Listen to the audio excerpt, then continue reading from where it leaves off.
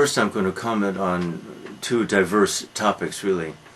The first is what's wrong with Korean democracy, and this expresses the disillusionment of most, probably, South Koreans with democracy, maybe. I don't think with democracy, but with the sloppiness of democracy.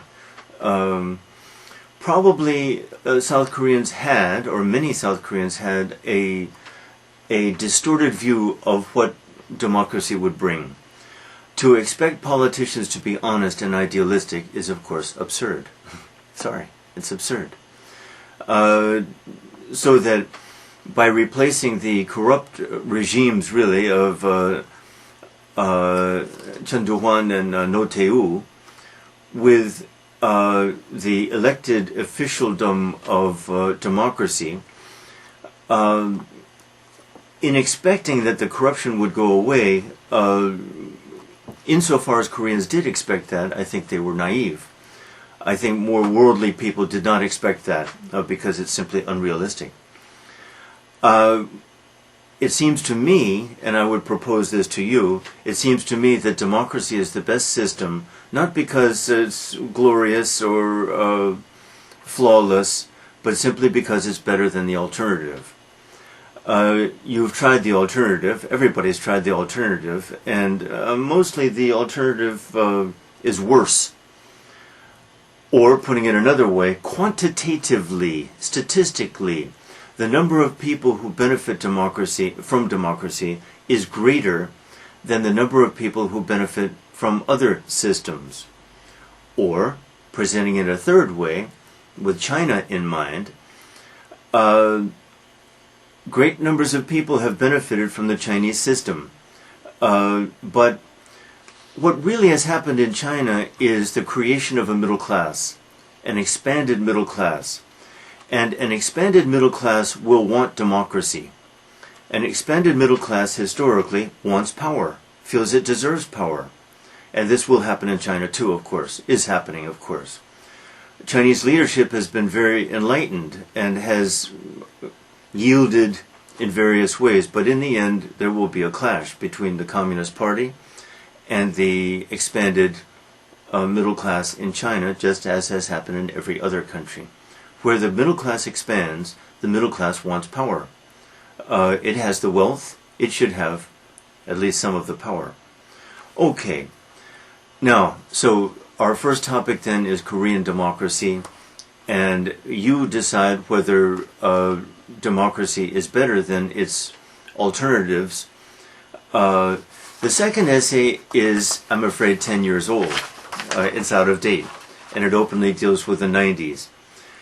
At the beginning of the 90s, which is roughly when I came to this country, the neo-Confucianists had a vote, had a voice. I would say they have no voice, no vote at all anymore. They represent the most conservative Hanara element, and these have gone down to defeat and will continue to go down to defeat entirely. At the beginning of the 90s, Korea had no divorce problem. Now Korea has the second highest divorce rate in the world. Sorry. All talk of neo-Confucianism is hopelessly sentimental, hopelessly reactionary, hopelessly, where's the word? Anachronistic, an anachronism. So this second essay, I'm afraid, is a total anachronism. Yes, Asians want and need democracy. No, they will not reject it. Japan will certainly keep its democracy. Korea will certainly keep its democracy. And China will seek more and more, the middle class, will seek more and more democracy. This is irreversible. To take democracy away from a country is to invite a civil war. In the end, that's what it will produce. So I'm not worried about that. Democracy is here to stay, and soon it will be here to stay. Soon. In 20 years, it will be even in China in some form. But you could discuss that. But if any of you want to defend the neo-Confucian values, I'm afraid no one will listen. No Korean I know would even dare to voice such views anymore. So I leave you then with these questions.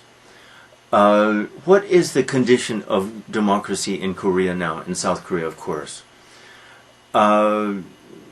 What is, given the fact that democracy, full democracy, is only 12 years old, is it strong? I would argue that it's still strong.